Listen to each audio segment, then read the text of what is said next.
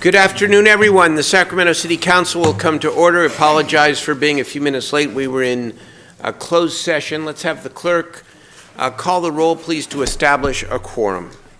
Councilmember Ashby. Here. Councilmember Warren. Councilmember Harris. Here. Councilmember Hanson. Here. Councilmember Carr. Here. Councilmember Jennings. Here. Councilmember Chenier. I expect Councilmember Guerra momentarily, and Mayor Steinberg. I am here. Thank you very much. I would like to begin this evening, if we might, by inviting the Girl Scout Troop 1776 from Land Park to come forward and please lead us in the Pledge of Allegiance this morning. We're very glad to have you all here. Remember this before you do the pledge, that you are not a visitor in this building. You own this building, all right? And so we welcome you and honored that you're leading us in the Pledge of Allegiance. Of course, David. Little girls. Okay, go ahead. I pledge allegiance to the flag of the United States of America and to the republic for which it stands, one nation, under God, indivisible, with liberty and justice for all. Justice for all! Everywhere. Thank you. Very good. Anybody want to tell us just 30 seconds about your troop and what you guys are doing? You have cookies. Okay, well, thank you. That's very... Give them all to the mayor. They're just kidding. No, please, spread them out.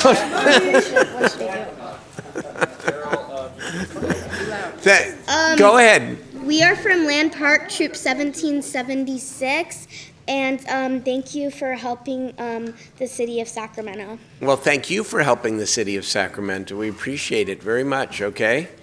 And this is the start of civic engagement and being involved. Thank you guys for helping us get the meeting started, okay? Yeah. Okay.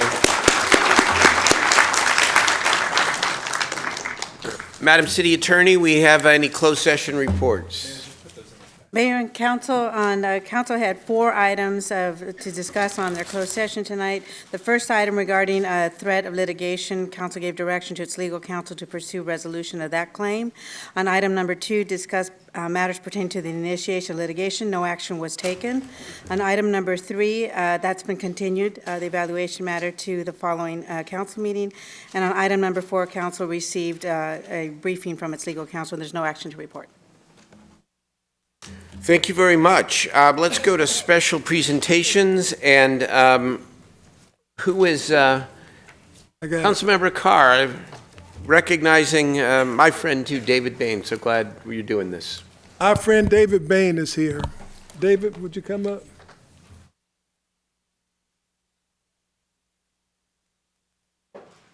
David has served as president of the Cabrillo Park Neighborhood Association for 14 years. During his tenure, he has led town halls, hosted an annual Halloween festival for youth, organized community health fairs, and acted as the liaison between his South Sacramento neighborhood and the city of Sacramento to increase civic engagement. He's also used this platform as a community leader to raise awareness on mental health issues and advocate for individuals with disabilities through serving as the executive director for the National Alliance for Mental Illness, and he's done this for 8 years. As a homeowner and resident, David accepts it as his personal responsibility to make his neighborhood happier, healthier, and more successful through consistent community engagement, and most importantly, in areas of economic development, housing, mortgage payment, and employment. David, I can't tell you what a pleasure it has been to work with you. I appreciate your insights. You're one of the people I call on for feedback, and you have single-handedly held the Cabrillo Park Neighborhood Association together for the last 14 years. They will miss you, I will miss you, but I know you will still stay in contact. David Bain, ladies and gentlemen. Thank you, David. Thank you. Thank you. Thank you very much, Larry. I appreciate that. I've got a number of people to thank because I wouldn't be able to do what I would do without a lot of people who have been helping me. I'd like to start with Bonnie Pinnell. She was my elected official when I first started the association, and she was always a very strong advocate. She, when our pool closed during the recession, she managed to find funding not only to help rebuild the pool, but actually enough funding to rebuild a park in every district within the city. And then Larry came in and took over right where she left off, and he's been very hard working for our district, and I appreciate the work that Matthew's done over the years. I'd like to call out also to Matthew Bryant. Thank you very much, Matthew. Thank you. The recession was hard on my neighborhood, and there were some meetings where it was just me and Matthew there looking at each other across the table and working out the best that we could for our neighborhood.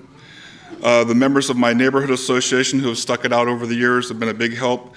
And right now, in particular, my transition team, which is with Chinua Rhodes, who's here today, and Sean Cook and Ron Brassel, who are helping the transition to what will be, I hope, a stronger neighborhood association in the future.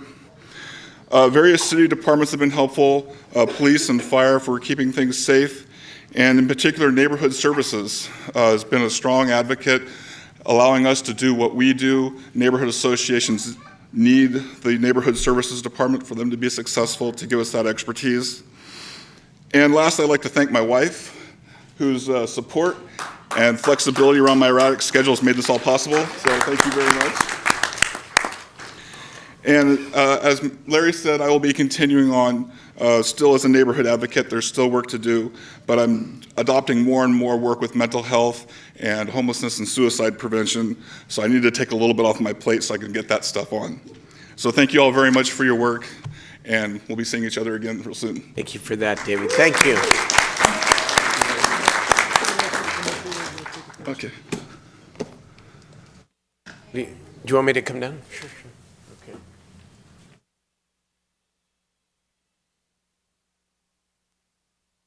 Hey, Mayor, Jeff and I wanted to make comments, so maybe we can make them really quick before we take the picture. We're both chimed in there.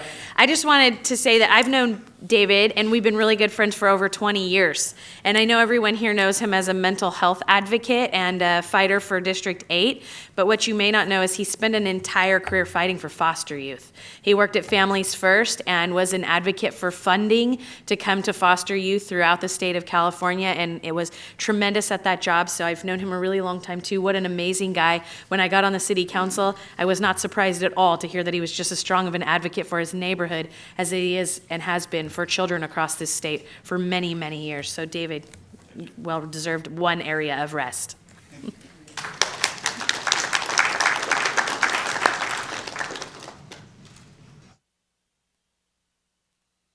David, I had a comment also. I just, very briefly, I wanted to say you're an outstanding citizen, and the work you do at NAMI is extremely valuable. I just wanted to thank you personally.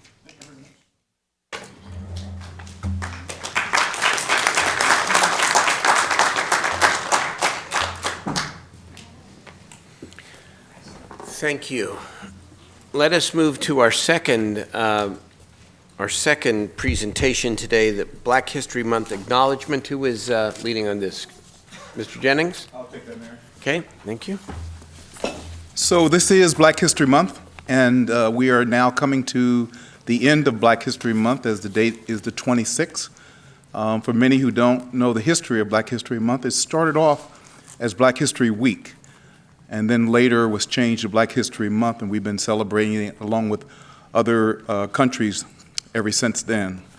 We are happy tonight to be here with the Sacramento Youth Symphony, which has been in operation continuously for over the last 60 years.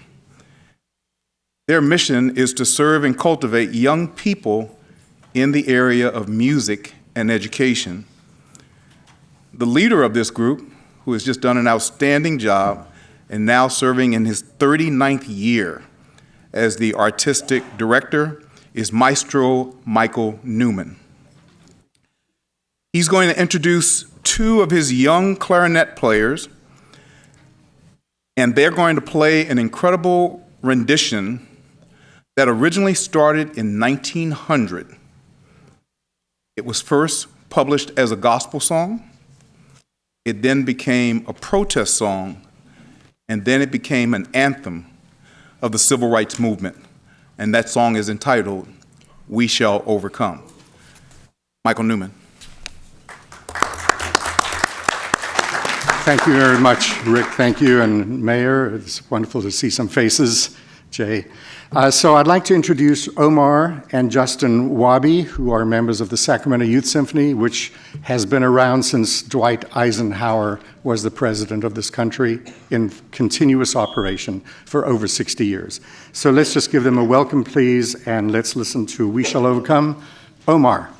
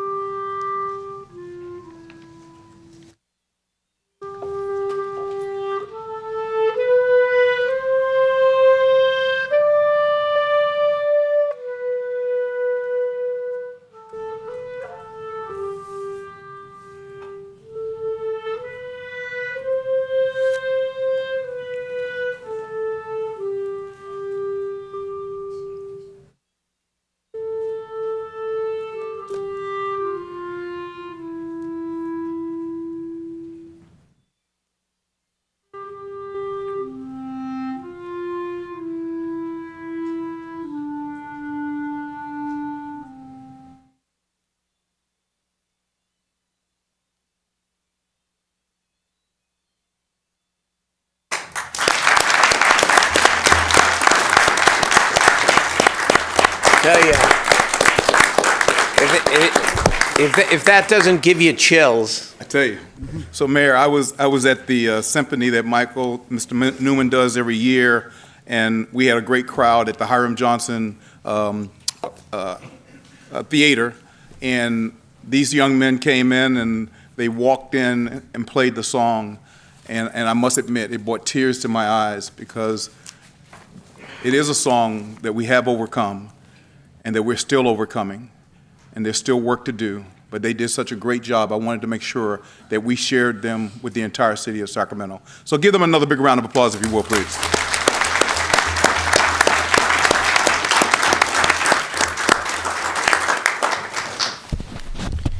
Keep inspiring, Mr. Newman.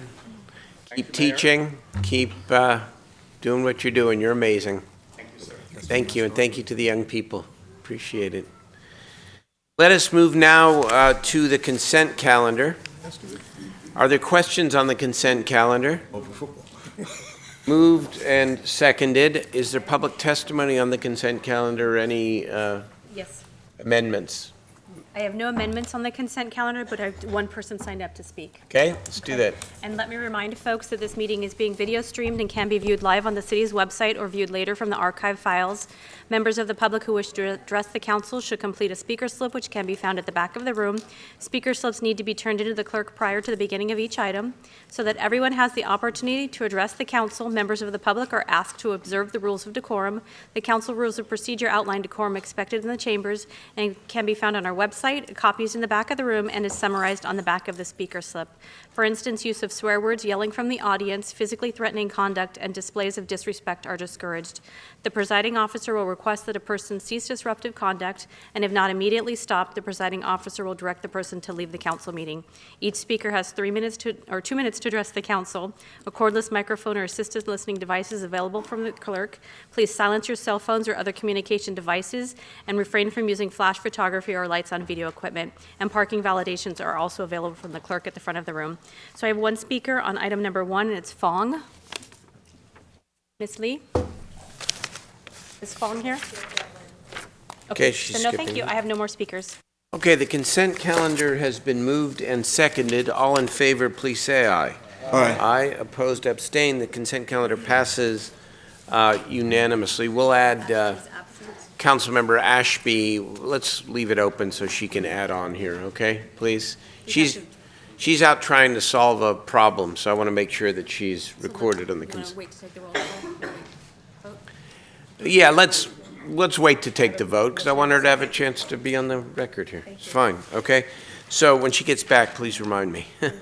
Okay, public hearing, item 29. I don't know what the issue is.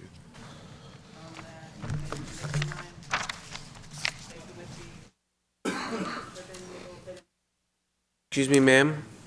You need to, please be quiet in the chamber. We appreciate it. Oh. Go ahead.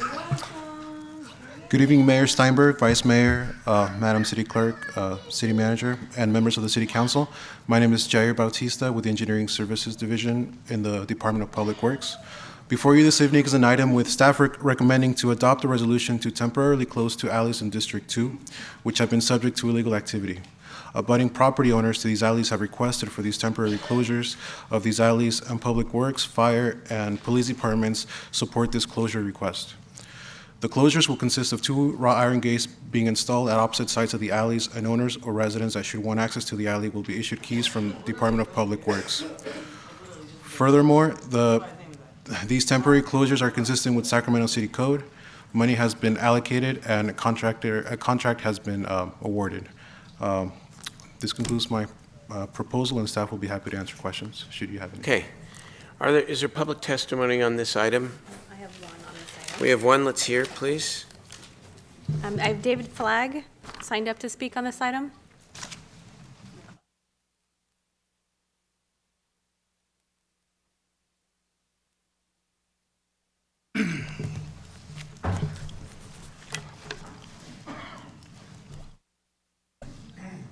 Good evening, Council. My name is David Flagg. I'm the Executive Director of the Del Paso Boulevard Partnership. Now, I'm only going to be talking about the El Camino Dorina Avenue alleyway. There's a second alley, but I'm only going to be talking about one of them because it's inside the PBID.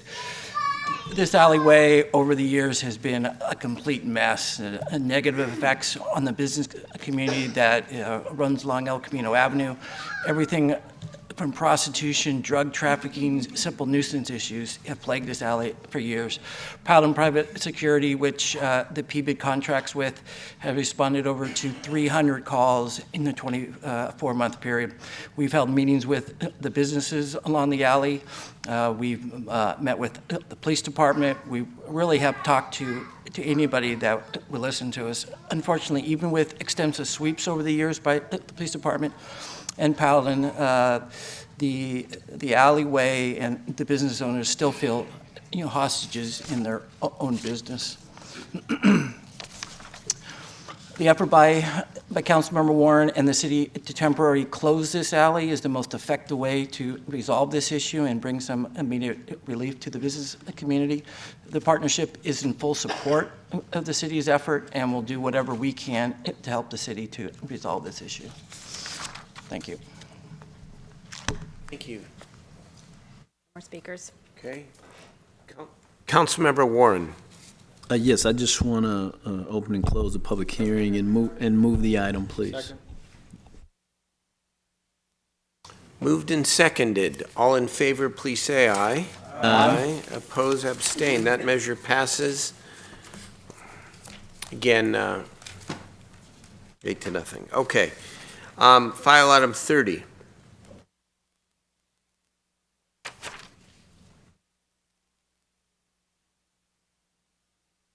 Good evening. This is simple asking the council to pass a motion certifying a critical need to hire Jerry Lovato as a temporary staff aide and adopting the resolution authorizing the city manager or designee to appoint Jerry Lovato as staff aide. This is a CalPERS requirement that This is a standard thing whenever a retired person comes back to act as an annuitant, and here we go. Moved and seconded, no public testimony, no questions. All in favor, please say aye. Aye. Opposed, abstained, that passes unanimously. Very, very good. Let's move now to item 31. Candace, welcome. Good evening, Mr. Mayor and council members. I'm Consuelo Hernandez, Director of Government Affairs for the city. Today I am presenting the city's proposed 2019 legislative platform. The platform outlines the city's priorities and guides our advocacy efforts at the state and federal level. It provides guidance to our state and federal elected officials and our regional partners so they know what our positions are. The 2019 platform was developed with input from council members, city staff, our state and federal lobbyists, and others, including our Youth Commission. The platform contains many of our perennial policy issues, and these include flood control, sustainability, and other environmental priorities, reducing crime, gun violence, drug use, and gang violence, and maintaining the flexibility and authority to meet local needs. As you are all aware, we have a new governor and a super majority of Democrats in the legislature with a new set of priorities for 2019. And our proposed platform reflects many of these priorities as well as the city's own current set of priorities. These include providing and developing more housing for all income levels as well as addressing homelessness, developing an innovative and inclusive economy, advocating for the rights of immigrants, and focusing on the needs of youth and families, for example, advocating for resources to provide activities and amenities for youth-centered programs, and expanding affordable child care resources. The platform was heard at the Law and Legislation Committee with a request for 2 additional items that have been included. And these items are supporting policies that not only incentivize housing development, but put in place disincentives for local governments that don't grow their share of housing, as well as supporting efforts to address the health impacts of cannabis. That concludes my presentation. I'm happy to answer any questions and receive any feedback that you have. Good, thank you. I know it's a very strong, general, some specific statement of principles, and I think it's a good place to launch here. Councilman Guetta? Thank you very much, Mr. Mayor. I'd like to move the item and also commend our staff for the great work in putting together this strong platform. It is by far more than just a generality. I think over the last couple years, we've been able to define and better define what our platform is. I do want to thank you for adding the component. We had talked a lot about the child care resources, and I understand that there's a conversation about increasing the amount of reimbursement on that, and so any effort we can advocate on that part, because I know a lot of our facilities are limited and are having a hard time making ends meet. The other piece, I want to thank you and also thank Mr. Jim Keddy, who's been an advocate for youth, on talking about the making sure that we're advocating at the state level as the cannabis industry grows. How are we actively moving the policy on the health impacts of cannabis as well? We made long strides on both alcohol and tobacco and other types of effects, and I think this is an important piece. But overall, Mr. Mayor and members of the council, this both federal and state platform has a significant number of details that was outlined by Ms. Hernandez. I want to thank her and and again move the item.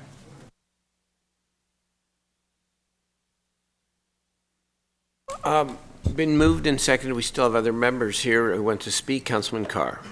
Thank you, Mayor. Consuelo, I'm looking at the Safe and Prepared Community section, and does this leave us room to support legislation that raises the bar on when use of force could be used? Yes. On the, I believe the 7th bullet in that section mentions supporting policies specifying the appropriate level of use of force by police officers. The language is broad enough that it could encompass a number of different proposals, but yes, if there were a piece of legislation that we wanted to support that would increase the standard or somehow modify the standard, we could do it. This would provide And us the ability. increasing transparency portion, would that allow us to support legislation that would make investigative materials available to the council members? Yeah, I believe so. Mm-hmm. Okay, thank you. Thank you. Councilman Schneer? Thank you, Mayor. Just really quickly, so I think this is now my 8th platform. I just want to thank Consuelo. Ms. Hernandez has done a wonderful job here. I think this is the strongest platform that we've had since I've been here. Really a lot of thought has gone into it. We also have new lobbyists at the state level who I'm very excited about, and I think, Mr. Mayor, between your relationships at the Capitol and other relationships that we have, we should be really successful this year. So I just want to say thank you for the work you've done on this. I thank you too for a very good document here and all the work that went into it. I just also want to thank the Lawn Ledge Committee, Jay, for adding this piece on that recognizes the nuance around housing that where some cities, not ours, but where some cities are not even doing the planning to do their fair share. Was that Mr. Hanson? Thank you.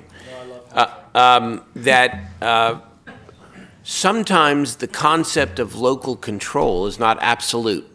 And I think that's a little different from our city and maybe a little bit risky, but I think it's the right kind of risk because, you know, the traditional league position, right, is don't violate local control under any circumstance.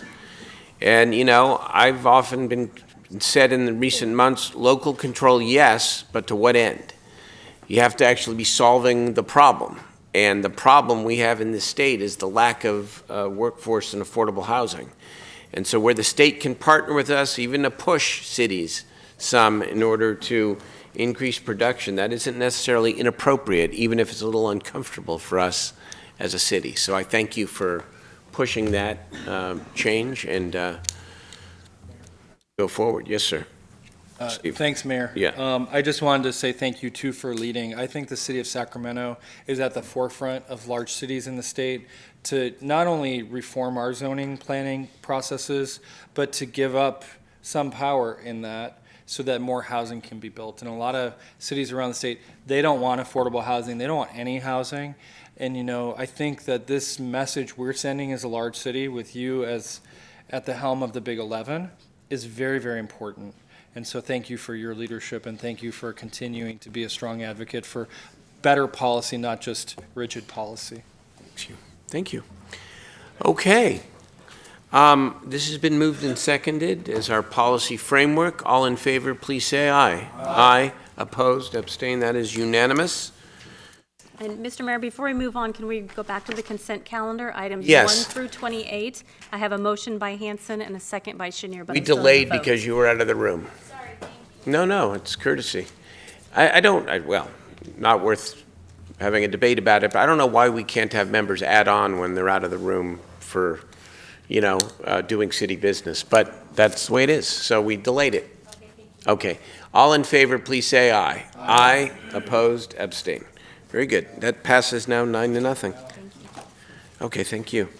All right, let us move now to item 32, which is actually our final item of the evening. And let's hear from Mr. Conlon.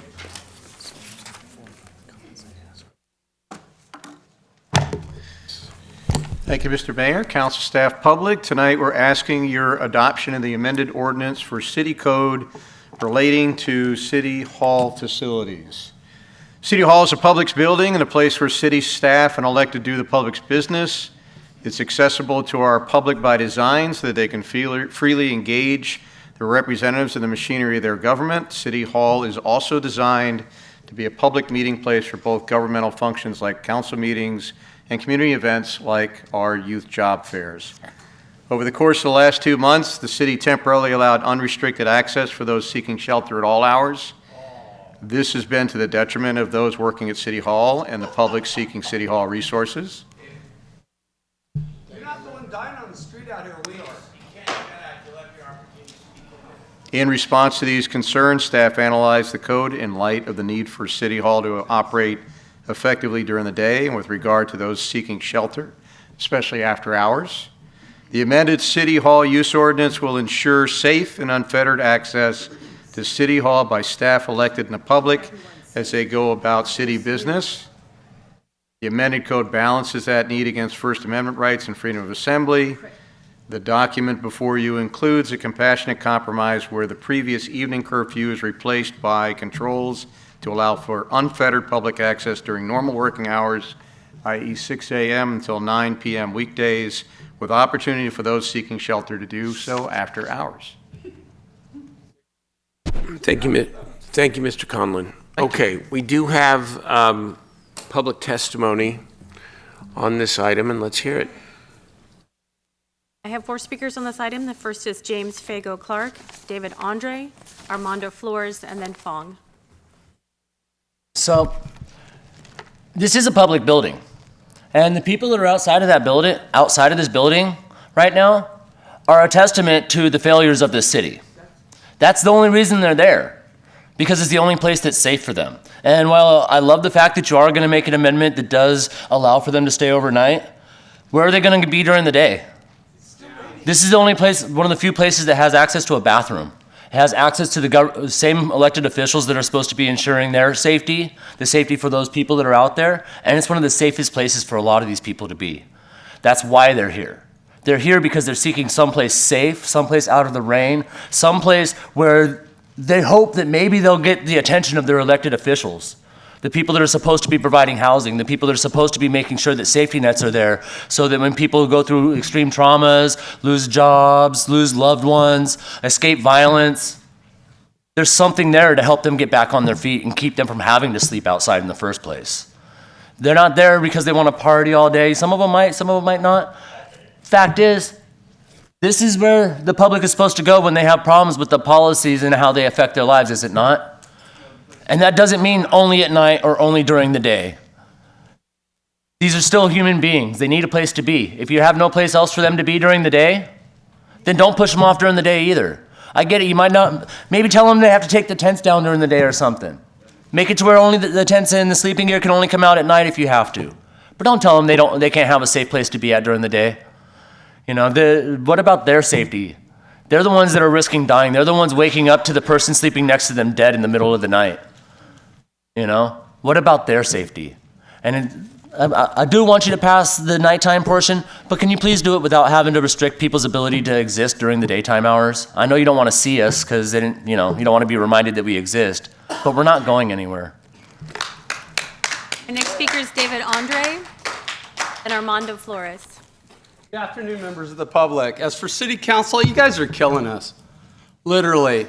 Mr. Mayor's apologized for pushing us into the rain, and the very next night, Sacramento PD pushed people into the cold. It wasn't raining. I guess that's not what you meant. We're dying out here. These same people out here are why you guys are getting millions of dollars in state and federal funds. We're being pimped. You need to knock it off. A day of reckoning will come to you guys. I mean, we may not be able to do it, but one of these days, you guys are going to be sick or something and be near death. Heaven forbid, right? And your conscience is going to get you. And you're going to see my face and the faces of all these people. There's people that have died right out here, right outside of these doors from your policies. Genocide, genocide, genocide. Next speaker is Armando Flores and then Fong. Hello. It's really interesting that the mayor happened to tell the Girl Scout cookies how this building belongs to them. I think it belongs to everyone, not just girl cookies that you get because they brought you cookies. It's their house. There's a lot of people outside that are suffering because of you and your lack of providing a safe place for them. There's a bunch of women that are being raped every single night. And they're being abused by the police department because they can. They can come and kick their bodies from wherever they are. They can push them. And I'm really ashamed of you guys, especially of you guys. You guys should understand what a woman is living in the streets without safety. You should be pushing for that. You should be pushing for some type of help so that these women do not suffer out there. They're not being raped. That is crazy. You want this city to be one of the top cities in the world, and you want to impress other cities by the housing that you're providing to make and whatever you're saying? Why don't you provide safety for the women and for the men and for the elderly and for the veterans? These people that work at City Hall are not having any problems getting into the buildings. There's no problem on their safety. It's ridiculous that you're going to try to use the fact that people that work at City Hall feel afraid. That is ridiculous. They're inside, they're safe, and you have many people watching around them. Watch the public first. Watch the people from Sacramento that this building belongs to. They belong out there. Think about that. You have a place to sleep. Our last speaker is Fong. I really didn't prepare for this because I can't imagine how low you guys have stooped to get to the point where you who are safe, you who are comfortable, you who are fed would actually think about creating something to bar people from getting any sense of comfort or safety. Now, I'm lucky. I am comfortable. I'm under a roof. I am protected from the elements. But I have seen people who escaped war. I was one of those people. And I know what it's like to not have the next day, to think about not having the next day. And these people are dealing with it day after day after day. For 10 years, we have come up here to ask for help for these people. And, you know, a few weeks ago, I went to the Stockton Boulevard, and I saw the tragedy that was there, okay? The tragedy that looked worse than any of the wars that I have been through. And yes, shame on you. Shame on you. What options do these people have? I'm mortified that this is even being considered. Where are your conscience? But I guess I'm not trying to appeal to your conscience. Maybe you don't have any. I'm appealing to the people that's watching so that they can see that the reality of your heartlessness.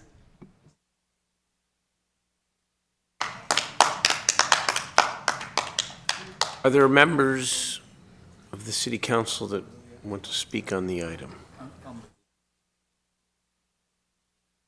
Moved and seconded. All in favor, please say aye. Aye. Opposed, abstain. Passes. Thank you. All right, that completes our agenda for the evening. Are there council ideas and questions? Councilman Guerra, Vice Mayor Guerra. Thank you very much, Mr. Mayor. I want to first thank all of the folks involved with the community in Avondale, Glen Elder, and Lemon Hill. There's been a lot of illegal dumping and scofflaws who drive up with pickup trucks and just dump out there. And we're having our first District 6 cleanup event with our Solid Waste Department, Solid Waste Authority, and members of the community on Saturday, March 9th between 9 a.m. and 12 p.m. in Max Bear Park. We'll be working also with code officers and folks who live in the Avondale community and also in some of the apartment complexes on Lemon Hill. That's 9 a.m. to 12 p.m. Max Bear Park. We will have more. Anybody wishing to volunteer, come and show up, and glad for your support. Also that same day, the College Glen Little League is having their annual opening day. Hope to see you out there. We do the parade from the Rayleigh Shopping Center out to to Glenbrook Park on March 9th at 9 a.m. Then Create District 6 production. We've got a busy March. The community's getting together with Sac State and a lot of their theater arts department and arts program to show that we can create art in the neighborhood and not have to always come downtown. They have great performances downtown, but bring art to the neighborhood and create something institutional. The first event will be March 16th at 7 p.m. at the George Sims Center. We've got art, spoken word, dance performances, and different aspects of the College of Arts and Letters from Sac State. That'll be at the George Sims Community Center, March 16th. Last but not least, our two neighborhood association meetings coming up is March 4th for the Tahoe Park Neighborhood Association and also the Nepenthe Neighborhood Association. And at the very end, Mr. Mayor, I'd like to read an adjournment memory. Okay, thank you. Councilman Harris. Thank you, Mayor. A few announcements here. Taco Wednesday with SAC PD is tomorrow, February 27th, 6 p.m. at 524 Restaurant, 3830 Northgate Boulevard. It's meet and greet with local officers to talk about local crime issues in the Northgate neighborhood. Behind the Badge program is next Thursday, March 7th, 3:30 p.m. at Natomas High School in the multi-purpose room. This is pretty exciting for me. The East Lawn Children's Playground reopening is next Friday, March 8th at 11 a.m. All my council colleagues are more than welcome to come. And finally, this is pretty wonderful. I think the mayor will be in attendance here. It's the Natomas Opening Day Parade. Next Saturday, March 9th, 9 a.m., and the route is from the Smythe School to Rio Tierra on Northgate Boulevard. It's quite a significant event for the Northgate neighborhood, and I hope to see you there. Thank you. Look forward to it. Councilman Carr? Thank you, Mayor. The mayor is also coming to the Boys and Girls Club opening. Why are y'all telling me where I'm going here, what I'm doing? We keep you busy. We open the Boys and Girls Club tomorrow at North Laguna Library. Yay. It's a project that's been a long time in the making. We're excited about it. We finally have some activities for our young people in the Laguna area. We look forward to a huge grand opening, and if it's raining, we'll be moving it inside. So we'll see you tomorrow at the North Laguna Library Boys and Girls Club at 4 p.m. 4 p.m. tomorrow. Looking forward. That's a great thing. Thank you. Councilman Jennings. Councilmember Carr, congratulations on that Boys and Girls Club. It will serve the Laguna Creek neighborhood and also the Valley High neighborhood as well. So we're excited about that. So again, congratulations. On Saturday, March the 2nd at 10:30, we're going to have the Seussical Story Hour. That'll take place at the Robbie Waters Pocket Greenhaven Library. It'll be a fun-filled morning to celebrate the birthday of Dr. Seuss, and we're going to have some cookies from Gazelle. So you'll get the stories and cookies all in one. So once again, that's Saturday, March 2nd at 10:30 a.m. for the Seussical Story Hour. And then our second announcement is Saturday, March the 2nd from 3 to 6, and Sunday, March the 3rd from 10 to 5 will be the 95th Annual Camellia Show. It's going to take place at the Elks Lodge, which is located at 6446 Riverside Boulevard. This is the oldest camellia show in the United States. Admissions and parking are free, and there will be a display there by our sister city from Matsuyama, Japan. So come on out either Saturday or Sunday for a great time at the 95th Annual Camellia Show. That's excellent. Thank you. Councilmember Ashby. Thank you, Mayor. First of all, Councilmember Carr, congratulations. That's fantastic. Long time, a lot of hard work on your part. It's hard to open one of those up, so good job. And Councilmember Harris, as you know, my very best friend lives around the corner from that East Lawn Park, and everyone in that neighborhood is so excited, and I saw it the other day. It looks great. You did a fantastic job. I think I will be there. I'm going to try. I told her I would try to come be there with you. Congratulations. It's hard to fund those little parks like that, and I don't know how you did it, but good job. It looks phenomenal. It's really a huge improvement, and just, I mean, the history on that is that it was gifted before, so Councilmember Harris is really making a huge investment over there in East Sac, so good job. And then I wanted to tell my council colleagues and the mayor, because obviously due to the Brown Act I can't tell you all this individually, but the homeless women's roundtable that I held last week went really, really well. We had over 40 organizations in attendance, and they shared their challenges and specifically laid out their priorities that they need from the city or the county or SHRA or whatever entity in order to do more to serve the particularly targeted women and children of the city of Sacramento. I have taken their comments and I'm compiling them. We had them actually, we laid out all of their comments, we grouped them into categories, and they voted out their priorities. So I can give you a top 10 of their priorities, as well as the longer list of about 50 items that they identified as things that were their biggest challenges. There were folks from all of our districts and people you would all know really well. We'll list their names and the organizations, and it'll just be like a little brief executive report that I'll provide to all of you. And if it can be of any help as to inform any of you on things that you want to do in your districts as we all address this tough challenge together, then more than happy to help or make a contact if there's one of those agencies on there that you didn't know before, although most of you probably know them. It was fantastic, and I was honored to be a part of the group and just to hear what they had to say and be in their presence. And I will certainly use it to inform the direction I am moving, Mayor, in my district, focusing on women and children and finding particularly victims of domestic violence and hoping to remove them from homelessness in this community. So Appreciate thank it. I you for that. appreciate that you did that, and that look forward to seeing all that. It's a reminder, and I appreciate you mentioning it, because the subject obviously is front and center here again tonight in a way that it is every week in a different form. The council, as you know, put $30+ million into our homeless side of the budget. Members are working individually with the city staff, and I'm involved in every one of these conversations to identify sites, either motel conversions.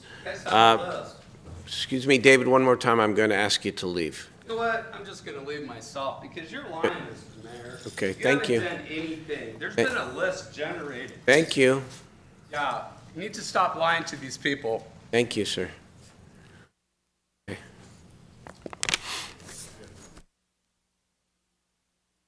I simply want to report back that in the month of March, we will be bringing back as many specific sites as we can with specific budget numbers next to them, and authorize the city manager and his team to actually execute contracts so that we can be up and running with as many of these triage shelters as possible. We promised 4 in 2019 and 4 in 2020, and we will follow through, and we will be back in March because that money that you approved 2 weeks ago is not going to just sit idly in a city account. We're going to put it to use. Thanks. All right, Madam Clerk. Thank you, Mr. Mayor. I have quite a few appointments to read into the record. So these are district nominations for board and commission appointments. First to the Parks and Recreation Commission, Sumiti Mehta, David Guerrero, Joe Flores, and Devin LaVille. To the Planning and Design Commission, Lynn Lindsay, Phil Pluckenbaum, Kendra Reed, and Douglas Colville. And to the Sacramento Community Police Review Commission, Bassem Alcara, Kieran Savage Sanguen, Eddie Escobar, and Richard Falcone. Okay, thank you. Let's hear public comment on items not on the agenda. How many people do we have I signed have up? 8 speakers signed up to speak. The first is Wanda Cleveland, then Armando Flores, then Jade Nicole.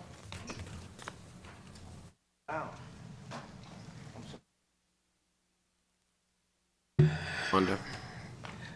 That's what I came here for. I'm seeing all these people still on the street, and even people trying to push them off properties. I may have been gone, but I'm not forgotten. I get calls. I see the police are still pushing them along, and I hope that you guys understand what was it Marvin versus Boise, and we've called the shelter crisis to October 16th. And it says here that October 16th, Sacramento declared a homeless crisis, accepts people regardless of their issues that may have been preventing them to find beds in the past. It's 5 months into this. When is it going to happen? When we call an emergency, when you're having a heart attack and you are calling for emergency help, it doesn't take 5 months for the fire department to come. It doesn't take 5 months for the sheriff's department to show up. It doesn't take 5 months for the police department to show up. What is an emergency crisis if it shouldn't be able to be happening instantaneously? I think you're right. I realize that we have red tape, paperwork, and holding funds against keeping people on the street, but how about a warming center or two? We just had a young man die from freezing to death. Jason. You know, if each and every one of you had to stay out inside, this crisis would have been over months ago, years ago. If any one of your family members would be out there, it would have been done, a done deal. Thank you, Ms. Cleveland. Your time is complete. I don't need you to tell me it's my time, but I have eyes. Thank you. Our next speaker is Armando Flores, then Jade Nicole. This is like a clown place. It's funny coming up here and trying to figure out where you're really thinking, or, you know, what goes through your head while you're eating and drinking and giving dirty looks to everybody. What is wrong with you? Why don't you do your job?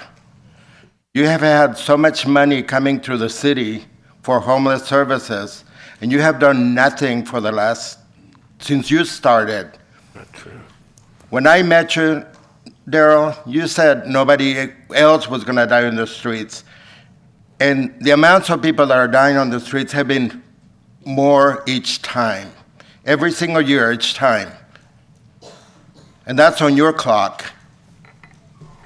That's what you're doing, your fun work with building things for your friends, improving the city's, the Memorial Auditorium, $200 million for Civic Center. Where's the money for the homelessness? Where's the money for the things that are needed in the city? And now we have a park coming up to the river? Really? An amusement center? Yeah, it's turning more into a circus day by day. You guys really need to spend some time outside on the street with these people that live out there, so you know what it is to be homeless, so that you know what it is to be cold, so you know what it is to be hungry and not feel safe like you do. You have an office, you're safe in your office, you have a home, you're safe in your home. These people are not. Get it going. It's time. Thank you. Our next speaker is Jade Nicole, then Patricia Culpepper. Ms. Jade Nicole? And then Patricia Culpepper.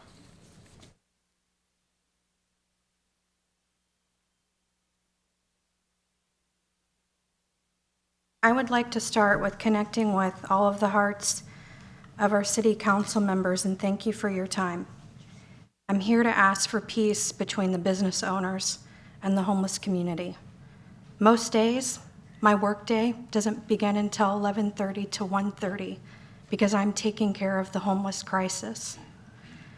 I have a woman who is 7 months pregnant with twins living at the front of my office at 12th and J Street. I have an elderly woman that believes she was raped this morning, and I had to get the guy off my property and put myself in a harmful situation. Downtown Partnership showed up. We can't provide any services. There's no resources. I've made all of the calls the last month. It's a constant cycle of going in circles. This should be the happiest time right now for my business. We're in the process of purchasing a building, and I've attracted a very large amount of funding. But I'm having to put my investors on hold to deal with the homeless crisis. I'm excluded from participating in my own community, and I'm a leader for our arts community. Daryl, I'm looking at you. What are you going to do to solve this crisis and give the business owners peace? Our publisher has a serious heart condition. These problems are impacting the business community. We talk about the Me Too movement, the women's rights movement. It hasn't scratched the surface of what the women are going through. Most of the homeless women that I deal with are African American and Latino. You talk about putting money in Meadowview and with Stavante Clark. What about these women? Do we only take care of problems when the world watches somebody getting murdered? Thank you, Ms. Nicole. Your time's complete. Thank you. Our next speaker is Patricia Culpepper, then James Fago Clark.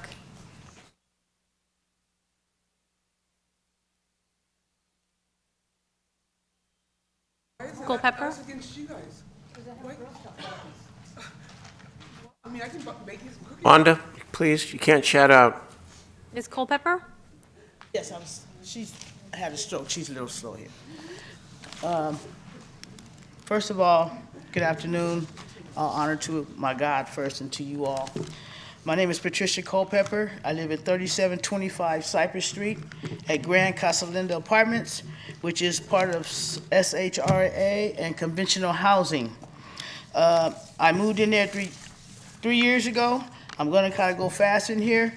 We have a problem here. I've contacted Councilman Warren's office when it first started back in 2017. This gentleman, Noah Hopkins, in the apartment complex, stole a pair of my panties, took them home, played with them, and brought them back to me and told me yellow was not a good color for him. He proceeded to constantly harass me, follow me. This was June 26 of 2017. February of 2018, 2 or 3 other women filed complaints against him for sexual harassment and stalking. He is still in the complex. I don't know what he has with the management or what's going on. Sexual harassment is not tolerated. The Me Too movement is not tolerated. This man has sexually harassed me and other women. Second complaint is, this place is a dump. I don't know, they came out on the 13th of December to do their annual inspection.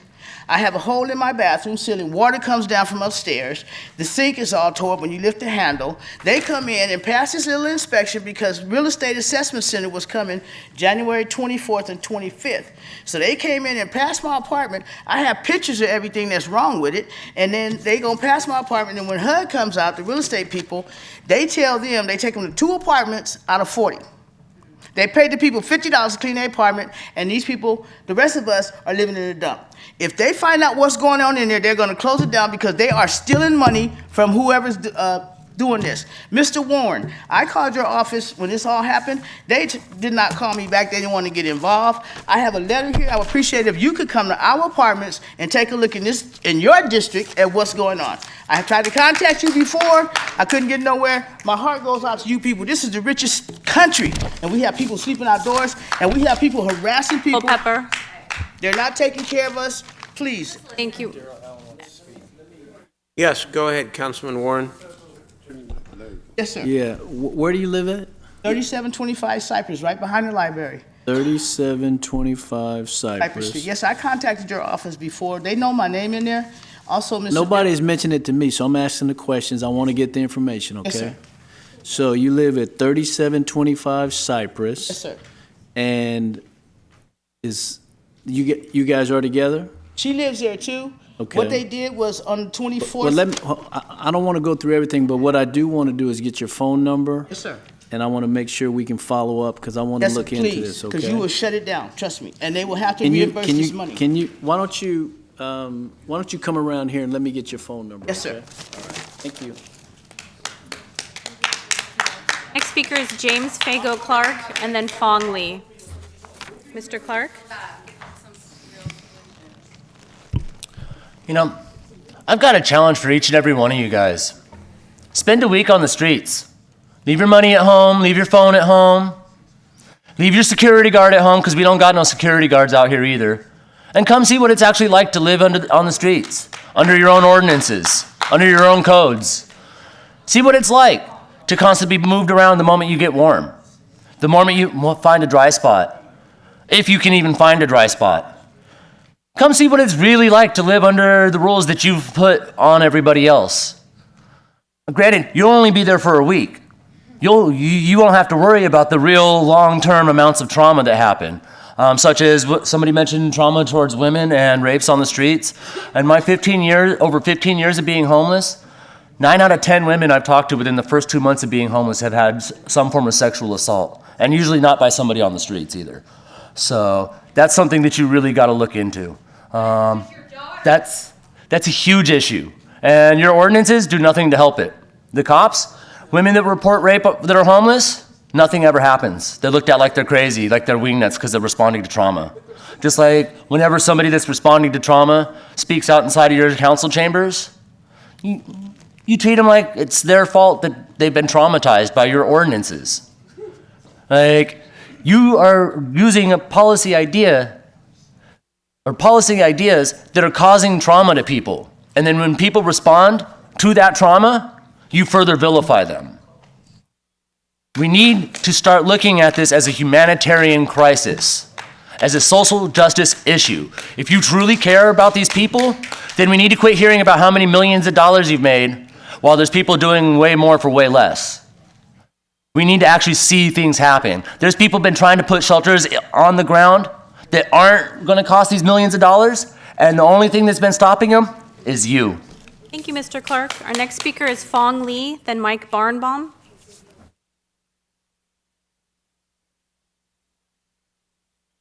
Oh, so many thoughts in my mind. Just hearing the amount of suffering and grief from people, it's really sad that we're still here with the same things that we're asking from the same people, and the same people that have heard this over and over again, that make excuses for not doing things and continuing to create more barriers and more problems for people. You want to talk about celebrating Black History Month, celebrating all the things that you have done for the poor. But, seriously, stop killing people. That's a celebration for us. Stop killing Black people, unarmed Black people. Charge the police for killing unarmed citizens. Stop killing people who are unhoused. I mean, we're supposed to be celebrating. Where I come from, we celebrate the Lunar New Year, the year of the pig. So we start this new year with loud firecrackers, and so that we can banish the demons. So, this year in Sacramento, as much as you would like to pretend that there's equity, we are a community divided, a parallel world which only the rich are protected and the poor people of color are truly invisible when it comes to justice. The protection and gentrification privilege are afforded to the rich, but not to the poor, Black, brown, and indigenous people. Social and racial disparities are more than having a gluttonous politician. Time is complete. And the police show up at Ms. parades Lee. making promises to a heartbroken community. Thank you, Ms. Lee. Your time is complete. Lee. My Ms. next Lee. speaker is Mike Barnbaum. Sacramento Ms. Lee. Even if you are afraid Please. of the people's voices. Please wrap it up, Ms. Lee. I will. The Cops' Bill of Rights give cops impunity to murders. But as long as we are alive, we will be as loud as the firecrackers. Okay. Ms. Lee. Your time is up, Ms. Lee. The strength to hold you accountable. Please. We are not afraid. Hold us. All actions have consequences. Okay. I'm letting You're violating the time. That's it. Thank you. We've heard you. We hear you. We hear you. Next, please. My next speaker is Mike Barnbaum. Thank you. My next speaker is Mike Barnbaum, and then Frederick A. Gale. Bulletproof vest somewhere else. Please. I don't have a weapon. Don't shout out. That's my voice. Mr. Barnbaum, please. When here's the Nazi. Excuse me. That's not appropriate. One more shout out, I'm going to ask you to leave. You've been warned. Mr. Barnbaum? Thank you, Mayor Steinberg and Council. Thank you, Mayor, for inviting me back to the City Council at last month's event. And thank you, Council Member and RT Board Member Chenier, for the conversations we've had at RT for the reason why I'm here this evening. A major breakthrough occurred on a historic evening last night, which a brand new network will be rolled out on Father's Day by the Sacramento Regional Transit District. In some cases, there will be much better coverage and frequency, and in some cases, we're going to need sidewalk construction to have better access to the new transit network. Specifically, over the last month, I put out on social media platforms, and Mayor, I know I've mentioned yourself and Vice Mayor Guerra, specifically a sidewalk on Florin Perkins Road between Belvedere Road and Jackson Highway. The sidewalk is in place between Jackson Highway and Folsom Boulevard, where the College Green station sits today, adjacent to Cristo Rey High School. So wanted to ask if it would be permissible from the city attorney for a future council agenda item to take a look at sidewalk construction, possibly for the use of Measure U funding, transportation programming funding, and perhaps Transportation Development Act funding for pedestrian and bicycle facilities. We'll take that into consideration. The agenda is set by the manager and the mayor, so it's... Thank you, Michael. Okay, appreciate it very much. Thank you. My final speaker is Frederick A. Gale.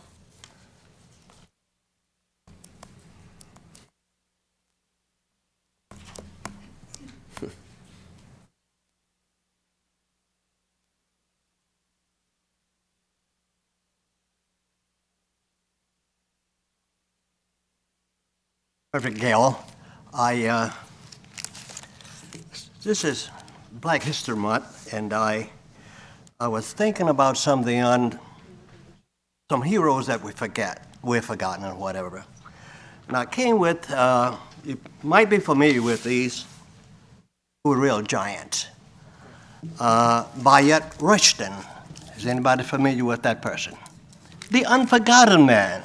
The man behind the speeches that King made and who gave it all, served on a change king for something simple in these countries. A. Philip Randolph, powerhouse, Marcus Garvey, and the great Paul Robeson, All-American athlete, Phi Beta Kappa, yes. And Lewis Adams, does that ring a bell? Any of you? Okay, look him up. And one of the foremost, it kind of brings tears to my eyes when I see what happened to Sears Roebuck, the great Julius Rosenwald. Does anybody know him? No? If you do, get a chance, look him up. And I'd like to commend you, Councilor Ashby and Warren. We talk about some areas. You have the most fantastic district in the city. No cars parked on the street, no trash, no nothing. And we forget about that area, some of the most attractive people in the city. Just go over there and drive through there, and you'll see the example of a great that. And thanks for the great job you guys are doing. Allaya. Hey, Mr. Thank you very much. Thank you, Mr. Gale. You bet. Great to see you. I have no Okay, more that speakers. concludes public testimony. We do have two adjourned in memories. Councilmember Guerra, you want to go first? Thank you very much, Mr. Mayor. It's with great sadness that we ask the council to adjourn in memory of a fallen soldier, Major Fernando. This adjourned in memory is at the request of VFW Hall Post 67 for fallen soldier Major Fernando Cruz Lavana, who lived from 1974 to 2019 here, a resident from Sacramento. Major Lavana served in the military for 18 years, served 2 tours in Iraq from 2004 to 2006, was awarded the Bronze Star in 2006 and Meritorious Service Medal in 2014. Major Lavana is survived by a loving wife, Rachel Lavana, and his 8 children, Isaac, Luke, Zelly, son, Allaya, Gabriel, Jonah, Evangelina. The burial service will be tomorrow, Wednesday, February 27th, at 11 a.m. at the Sacramento Valley National Cemetery. At the request of Commander Christensen of Post 67, we ask that the council adjourn in memory of Major Fernando Cruz Lavana. Thank you for bringing that forward. Our condolences to the family. Councilman Chenier? Thank you, Mayor. I also want us to adjourn tonight in the memory of Max Mendoza. So our city is built really on the shoulders of a lot of champions throughout the years, and I've known Max probably since my early school board days, and I know a few of my colleagues had lots of interactions with him. Because once you started to interact with Max, it was hard to walk away because he just wouldn't let you, right? And we have most of his family has come out tonight. You know, Max was always there with his heart in the right place, and his heart was absolutely in the place of his community. And he was relentless through the years, from the desire to have sidewalks, which I know he was on Joe Cerna about for years, to the quality of our schools, where he was on Rick and myself when we served on the school board, to a few weeks ago when I got to visit with him, just talking about what the neighborhood wanted and what the neighborhood needed, and most importantly, I think, what the neighborhood deserves. And so very sad to see him pass, because we need people like this in our community. And I want to thank you all for coming out. This picture was 1967 Airport Little League when they were world champs. It's something that he talked about quite a bit. Which one was Max? I'm not sure, but I know he was there. And then also we have another one. We recently dedicated one of the fields at Airport Little League to Max. We did that at the beginning of the season last year. So to his family, I just want to express our condolences. I mean, I think he was a great man.